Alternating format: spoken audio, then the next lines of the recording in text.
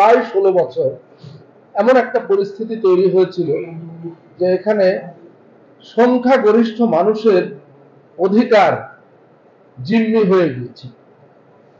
আমাদেরকে ততটুকু অধিকারই আমরা পেতাম যতটুকু দয়া করে দেওয়া হতো।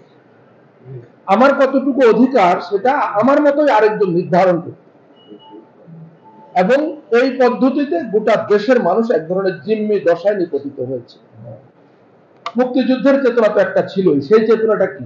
সেটা হলো মুক্তির চেতনা। মুক্তিযুদ্ধের লক্ষ্যটা ছিল মুক্তি পাওয়া, ঔপনিবেশিক পাকিস্তানি শাসন শোষণ থেকে মুক্তি পাওয়া, এটাই তো মুক্তিযুদ্ধের চেতনা। তাহলে আসল চেতনাটা হলো মুক্তির চেতনা। 24-এর অভ্যুত্থানের চেতনাটা কি? মুক্তির চেতনা। তার মানে আমরা এটা ডিফারেন্সিয়েট করা, আলাদা করা, কোনটা বড় কোনটা ছোট।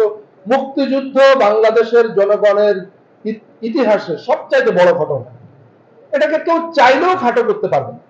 মুক্তিযুদ্ধ না হলে আমরা এই ভূখণ্ড পেতাম না, স্বাধীন ভূখণ্ড পেতাম না। সেটা তার মহিমায় সমুজ্জ্বল আছে, থাকবে। কিন্তু তাই বলে 24-এর চেতনার কথা কি আমরা বলতে পারবো না? দুটোই মুক্তির চেতনা, দুটো ঘটনাই ঘটেছে মুক্তির চেতনা থেকে।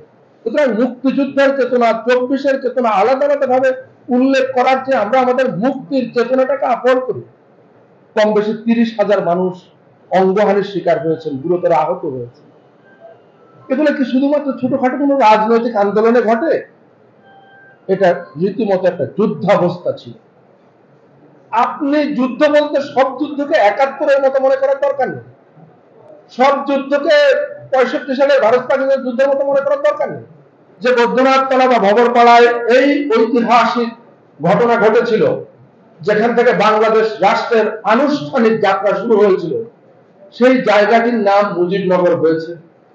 বাঙালির মুক্তি, বাংলাদেশের জনগণের মুক্তি সংগ্রামে, স্বাধিকারের আন্দোলনে শেখ মুজিবুর রহমান সাহেবের যে অবদান, এটা অস্বীকার করবার, এটাকে উপেক্ষা করবার কোনো সুযোগ নেই।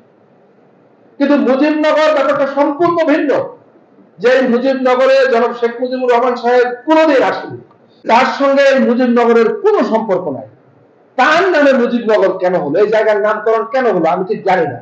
এই জায়গার নাম হতে পারতো মুক্তিনগর, যেখান থেকে বাংলাদেশের জনগণের মুক্তির সংগ্রাম আনুষ্ঠানিক রূপ পেয়েছে।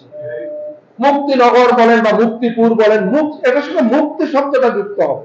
কিন্তু এমন একজন ব্যক্তির নাম যুক্ত হয়েছে যিনি এখানে কখনো আসেননি, তিনি এটা কখনো আহ্বান করেননি। আমি প্রশ্ন রেখে গেলাম আপনাদের মেহেরপুরবাসীর সামনে।